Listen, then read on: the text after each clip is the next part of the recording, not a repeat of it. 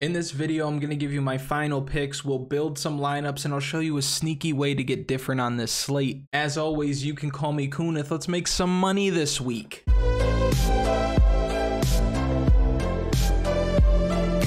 This is the last slate of the year. I have my green, I have my red. We're channeling Father Christmas himself. We're gonna get you back the money that you spent on the Paw Patrol slippers for your kids. It's gonna be great today. Now, if you haven't, go back and watch the video from earlier in the week. That's the predictions, that's the full card. We go through the entire slate, fighter by fighter, salary by salary, talk about spots we like, spots that we don't like. For me, not a whole lot has changed. I'm really still consistent with what I did with the breakdown. I still like the same spots that I like, but there is a change that we have to address that's come to the card. Julian Marquez and Deron Winn is off. Deron Winn fell down a flight of stairs at the UFC PI.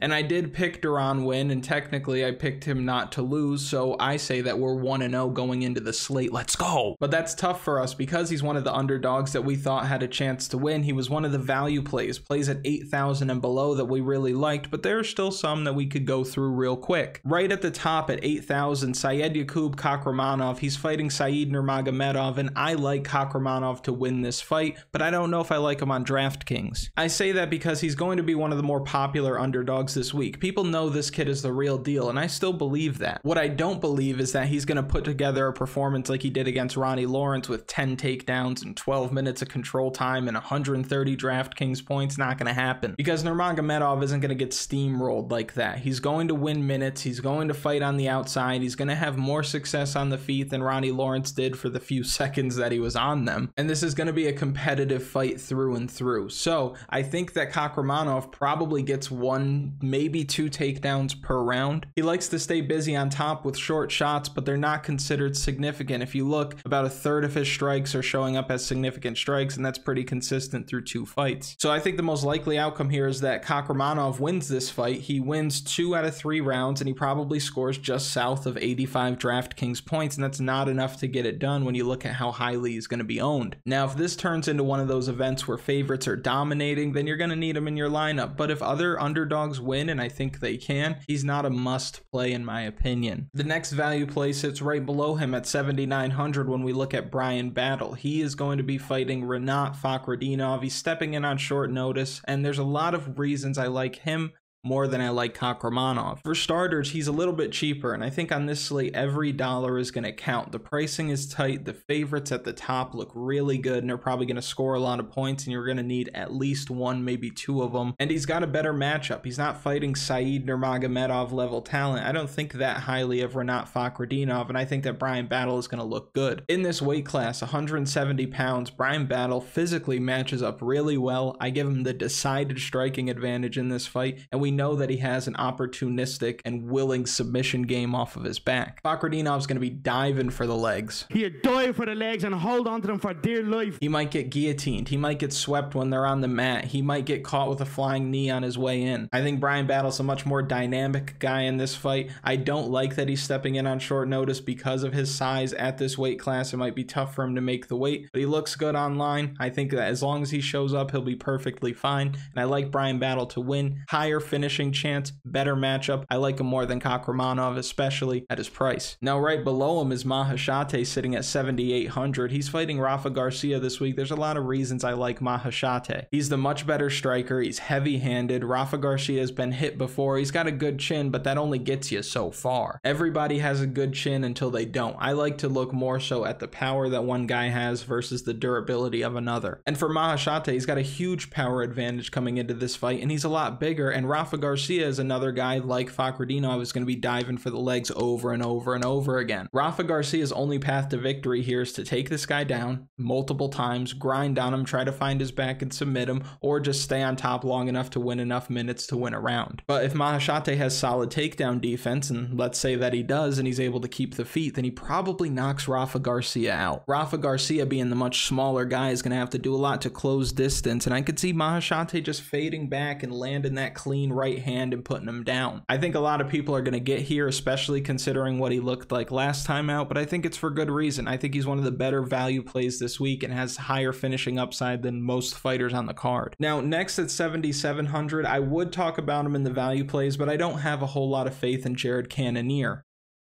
I know he has the power. I know he's got 25 minutes to work. I know Sean Strickland was just knocked out. I know he's the killer gorilla. That's what the staff at the Golden Corral calls me. But I really think he gets cleanly outstruck by the guy with more active hands, better footwork, and just all around better MMA game, in my opinion. Bobby Green is somebody that we could talk about as a value play because I think that he's going to win a decision here because he's going to land more punches and he's going to be more sound defensively. Drew Dober gets away with a lot because of his durability. He gets away with not being a very accurate striker, not having great takedown defense or MMA wrestling in general, and not being defensively sound on the feet because he's in phenomenal shape and has a great chin. But that really doesn't matter because Bobby Green is going to be scoring because he's going to throw a lot of straight punches, a lot of combinations, and I think that he's going to look good, especially in the pocket. And when Drew Dober ends up opening up with one of those big left hands, I could see Bobby Green changing levels, getting a quick takedown, getting on top, and at least using that to give Dober something to think about and to put himself in a dominant position at different points in the round to steal time, to steal minutes, and to steal the win. Now, these are all underdogs that I like to win. These are my picks for the week when it comes to the underdogs, and these are value plays that I'm going to be leaning on pretty heavily as we start building lineups. But there are guys that you need to look at that maybe you don't like this week, maybe I don't like this week, but are worth talking about when we go over value plays. And there's really three of them that stand out to me. First would be CacereA because he likes to use that backward movement, lateral movement, and Julian Erosa does best when guys bring the fight to him or at least are willing to meet him in the middle. But if CacereA is matadoring him and just landing cleaner shots, boom, boom, boom, move, boom, boom, boom, move, then he might be able to win time as well. CacereA is also very crafty in the clinch and crafty on the ground. If he could find himself in a dominant position, maybe end up taking Julian Erosa's back, he's definitely going to win a round if he ends up on the back. I don't think that happens. I think that Julian Erosa beats him, and I think he beats him cleanly, but I do see a path to victory for CacereA, and he's not one of these guys that I expected to win. And when you're playing DFS, MMA DFS, but really any DFS, it's important to go against what you think is the most likely outcome all the time, because normally you're thinking the same way that a lot of other people are thinking. You have to zig where other people zag. So when you're building lineups throughout the week, which I recommend, as soon as salaries drop on Monday night, you should be playing around with lineups. And then you might plug in somebody like CacereA, and even if you don't think he wins, at least you get a different look when it comes to your lineups, and you could see what you can do with the different combination of fighters. And normally when you look at the top of the leaderboard, you don't think, oh, that was an obvious lineup. If you're real with yourself throughout your process and at the end of the night you see the person in first place, you might think there was no way I thought about playing those guys. Unless you're that person in first place, then congratulations. But if you're not, you can learn a lot, and I think that somebody like an CacereA's play can help you kind of change your process and help you afford some other things. Same with Damir Ismagulov. I don't think Damir Ismagulov has the power advantage. I don't even think he has the offensive wrestling advantage, but he has elite takedown defense, and he's going to throw a lot more straight shots as opposed to Tsarukyan's looping shots. If this guy's record in the UFC has shown you anything, it's that he knows how to win rounds. He wins this fight against Alvarez, and on paper, 64 significant strikes, not a second of control time, and no takedowns. But he's deadly accurate, he's throwing straight punches, he's moving well, he's not getting hit a whole lot, and he's winning minutes. Against Guram Kutateladze, 83 strikes, significant strike total is 79, that number's real close. Just over a minute and a half of control time, but no knockdowns, no takedowns, no reversals. He's not scoring a lot on Draftkings, but he is winning rounds. This guy has high fight IQ. He's not a household name, and he might not be for a while. He might need to win a handful more fights because that's how stacked 155 is, but he's somebody that is definitely live to win here. I still like Arman Tsarukyan, but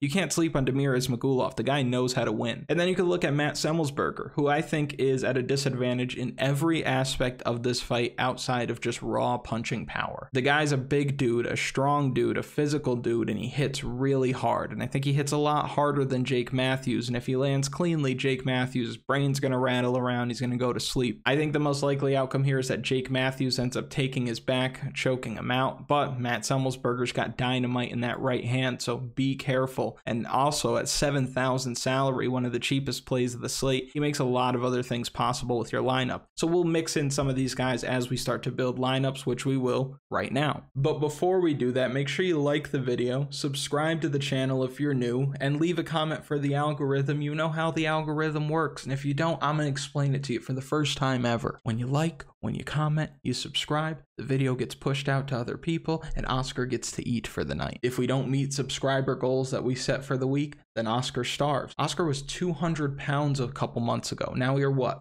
You're still 200 pounds, but you look so much slimmer. What are you doing? You're doing Thai bow?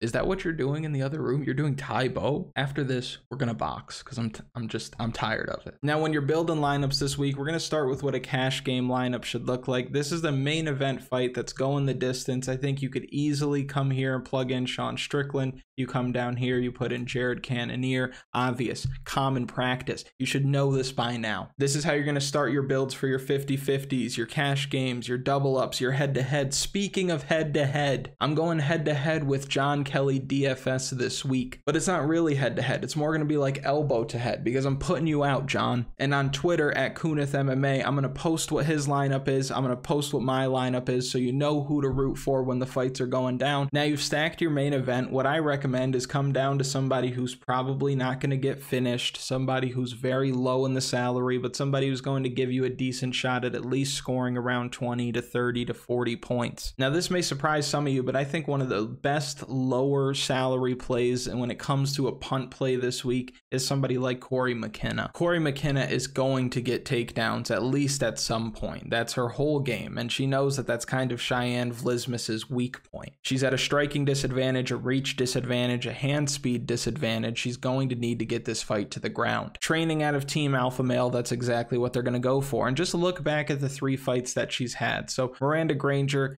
destroys Miranda Granger. I'm not even going to look at that one. But you look against Elise Reed, 54 points in a loss. Now her salary was a lot higher than 7,200 that day. But if you got 54 points at 7,200, that's pretty damn good. And we could say the same thing with her Kay Hansen fight. 83 points in a decision win. A decision win gives you 30 points. Take away that 30, she scored 53 points. It's looking like one of the safest floors on the entire card. Now you've got 88.66 left over per fighter, and you might be thinking, well, hold on, you got Cannonier or Sean Strickland. One of them has to lose. And then Cory McKenna, who you think is going to lose, but she's cheap and she's got a nice floor. The reason why we do that is because in cash games, we're looking for 4 winners, and we're really looking to play the upper echelon plays on the slate so that we can score a lot of points. Now, I'll do this because I think this makes sense, because now what I'd like to do is come to somebody like Kakhramonov at 8,000. Now I have 9,300 left over, and I can come all the way up here to somebody like Jake Matthews at 9,200, Michal Oleksiejczuk, and I think that makes a ton of sense. I have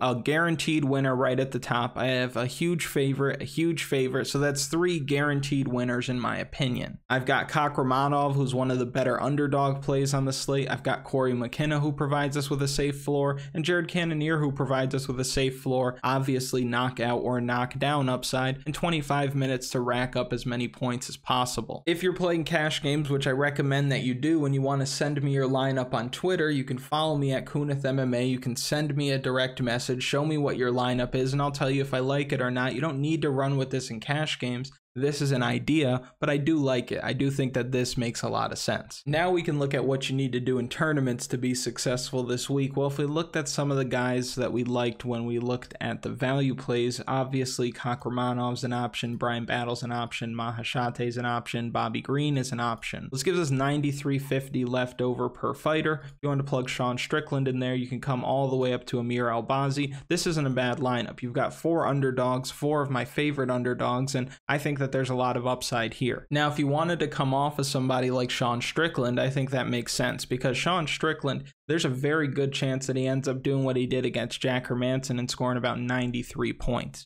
Cannonier is a very strong guy with strong hips who's hard to get down. He's not going to rack up a ton of control time and takedowns like he did against Uriah Hall. So you're looking at a situation where he probably throws a lot of strikes, probably lands a lot of strikes, and they're significant strikes, but he doesn't get any takedowns, very little control time, and probably doesn't break 100 DraftKings points, but is one of the highest owned fighters on the slate, being in the main event and being the favorite. If you wanted to come up to somebody like Manel Kopp, who's coming off of 2 straight first round finishes, then you could score a lot of points because the upside is there. Even somebody like Cheyanne Vlismas, I think, has good upside as well. If she is able to find a finish here, she's going to land a ton of strikes. Who knows? I think her ceiling is just as high as Sean Strickland's, despite only being a 3-round fight versus a 5-round fight. You have Arman Tsarukyan here, who you'd be able to afford in this lineup, but I just want to say about Arman Tsarukyan, he's somebody that I'm not going to play this week. I don't see him securing takedowns in this fight. He might have a lot of control time up against the fence if Damir Ismagulov isn't able to keep him off of him, but I don't think that he gets takedowns here, and he might not get a ton of control time, and even if he is stuck in the clinch,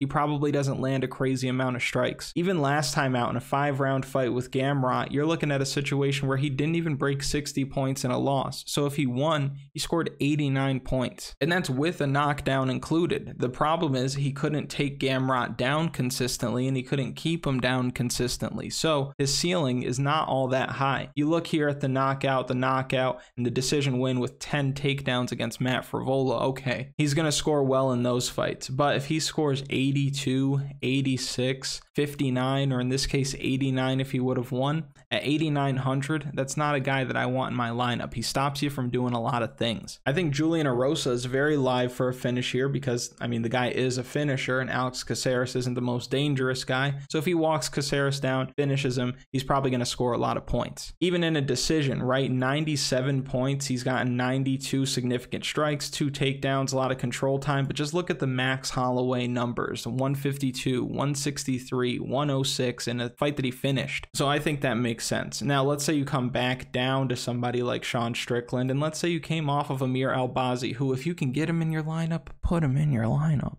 It's going to be hard to afford him all the way up at 9,600, but let's say you just came down a little bit to Michal Oleksiejczuk and you got that first round finish. And we came all the way down here to somebody like Damir Ismagulov, because again, we're not playing Tsarukyan. We actually ended up picking against Tsarukyan last time out against Gamrot for this exact reason. He couldn't keep him down. We knew he wasn't going to be able to keep him down, and we knew that if that was the case, the judging was going to be close and he might lose. A lot of people had different opinions on that fight. A lot of people thought Tsarukyan won. A lot of people thought Gamrot won. We thought Gamrot would win beforehand, and I thought that Gamrot won when I was watching live. So if Damir Ismagulov puts a classic Damir performance together, we have 9,100 left over. You can come right back up here to Julian Erosa, and there you go. You can come right up here to somebody like Manel Kopp. Totally possible. Another thing you could do is, let's say you took Damir Ismagulov out and you came all the way down here to somebody like Matt Semelsberger. Well, now you have 9,300 left over. You can get somebody like Sergey Morozov, who's better than Journey Newson everywhere.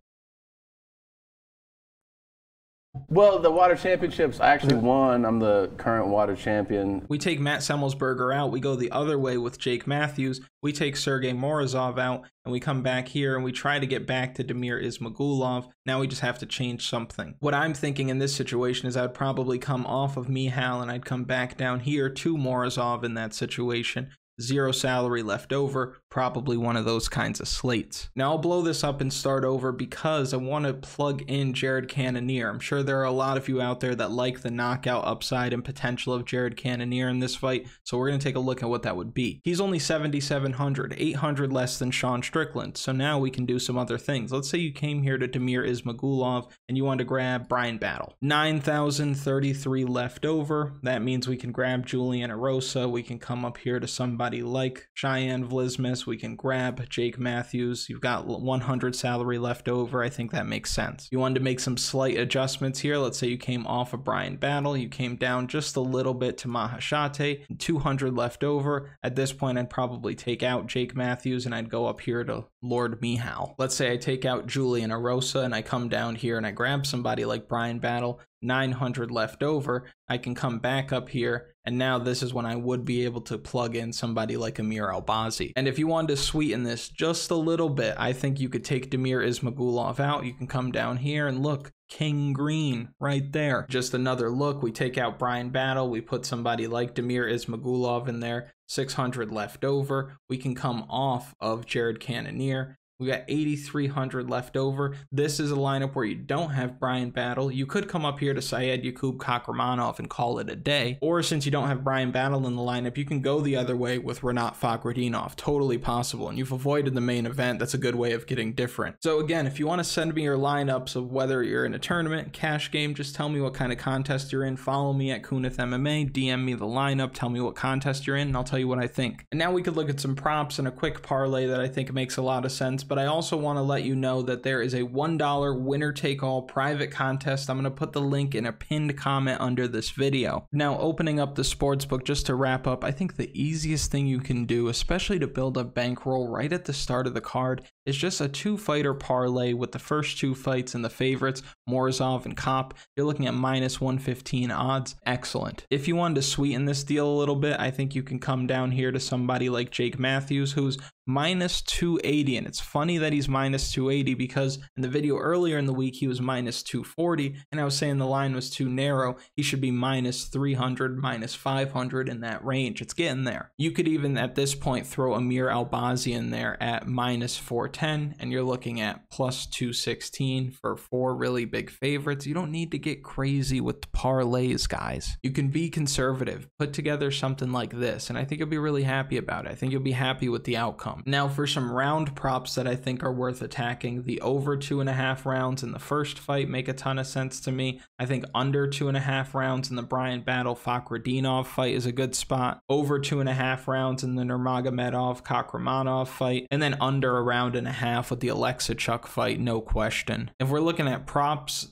2 of my favorite props of the week, Michal Oleksiejczuk by knockout at -105. That's highest win condition, book it. And then Amir Albazi inside the distance makes a ton of sense at -135. And just to look at the entire card, I'm going with Sergey Morozov, Manel Kopp. I like Bryan Battle. I like Maheshate, Saidyokub, Kakhramonov. And the line has swung. He's now the favorite. Jake Matthews. I like Cheyanne, Vlismas, Michal Oleksiejczuk, Bobby Green at plus money, Julian Erosa -170, Amir Albazi, easiest play of the card. I like Arman Tsarukyan just slightly, and then Sean Strickland, I think you're really getting a good price at -110. Put that all together, $10 gets you that. If you win, you can Cash App me so Oscar and eat. If you've made it to this point in the video, thank you so much for watching. I really do appreciate it. It's been a great year with all of you. I can't wait till 2023. Again, make sure you like the video, subscribe to the channel, comment for the algorithm. John Kelly, I'm ruining your Christmas.